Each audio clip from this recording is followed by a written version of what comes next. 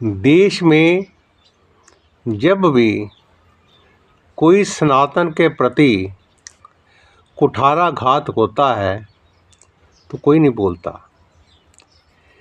यदि कभी इस्लामिक लोगों के ऊपर कोई सरकार एक्शन लेती है तो ऐसे लोगों को तकलीफ़ होती है कि जिनकी परंपरागत तरीके से शुरू से ही धारणा रही है इस्लाम को समझाओ और हिंदुओं को डराओ।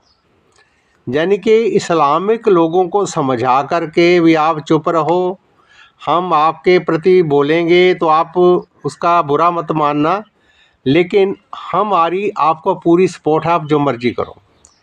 खासकर एक यूपी में लाल टोपी वालों का परिवार है और एक परिवार है जिन्होंने चारा घोटाला किया था बिहार में। खासकर जो भी बाहर के लोग हैं आए हुए, चाहे बांग्लादेश से हैं चाहे वो रोहिंग्या है, वो समय समय पर उपद्रव मचाते हैं। लेकिन जब भी सरकार एक्शन लेती है तो इन लोगों को बहुत तकलीफ़ होती है। बांग्लादेश में, केरल में, पश्चिम बंगाल में, बिहार में, उड़ीसा में, कर्नाटका में, तमिलनाडु में कहीं भी कोई हिंदुत्व के ऊपर, सनातन के ऊपर लोगों के हमले होते हैं, लोगों का पथराव होता है, शोभा यात्राओं का अपमान किया जाता है, मूर्तियों को खंडित किया जाता है, तब इन्हों की वाणी नहीं बोलती, तब इनकी ज़बान सिल जाती है, तब कभी भी इन्होंने आवाज़ नहीं उठाई कि ये गलत हो रहा है।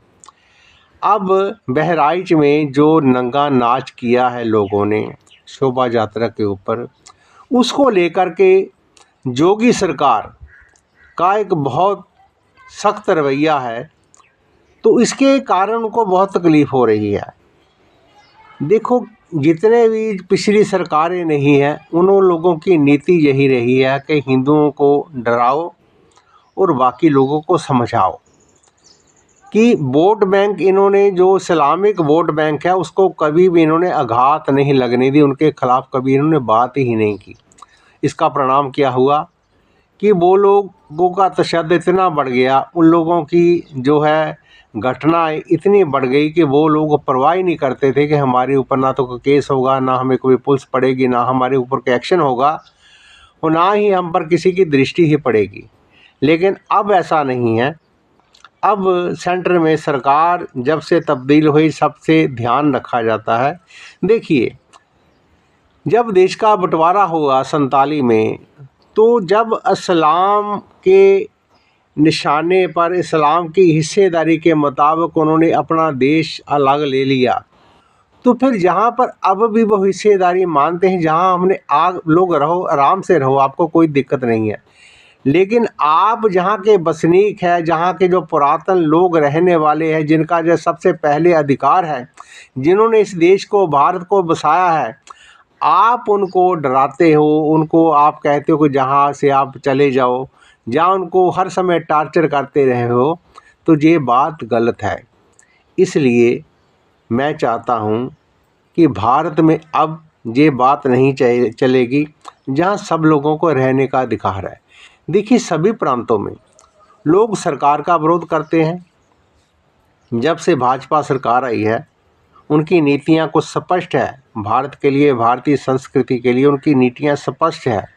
राम मंदिर का मुद्दा हुआ, बनारस का मुद्दा हुआ, और अब कृष्ण जन्मभूमि का मुद्दा है, और भी जो मुद्दे उन्होंने सुलझा दिए। इसका मतलब उनकी नीति क्लियर है कि भारत में रहने वाले लोगों का ध्यान रखा जाएगा, चाहे वो किसी भी धर्म के, किसी भी जाति के क्यों ना हो।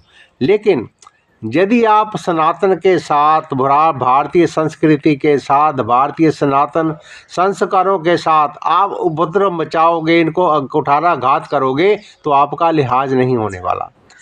पिछले 5-6 साल से एक हर जगह पे, चाहे वो पंजाब हो, चाहे वो यूपी हो, चाहे वो हरियाणा हो, चाहे वो पश्चिम बंगाल हो, चाहे वो बिहार हो, चाहे राजस्थान हो, वहाँ पे धर्म के प्रति, भारत के प्रति लोग संस्कृति के प्रति, देश के प्रति उनका विरोध करना। झंडे हर बंदे ने अलग अलग उठा रखे हैं, झंडों का रंग अलग अलग है, लेकिन को इनके पीछे शक्तियां एक ही तरह की काम कर रही है।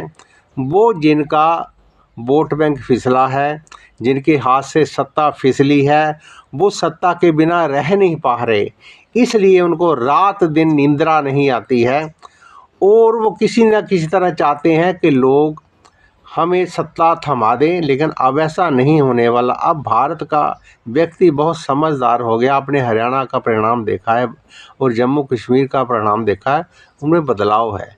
लोगों की अब समझदारी दृष्टि में आ रही है, लोग अब समझदार हो गए हैं, ये दिख रहा है।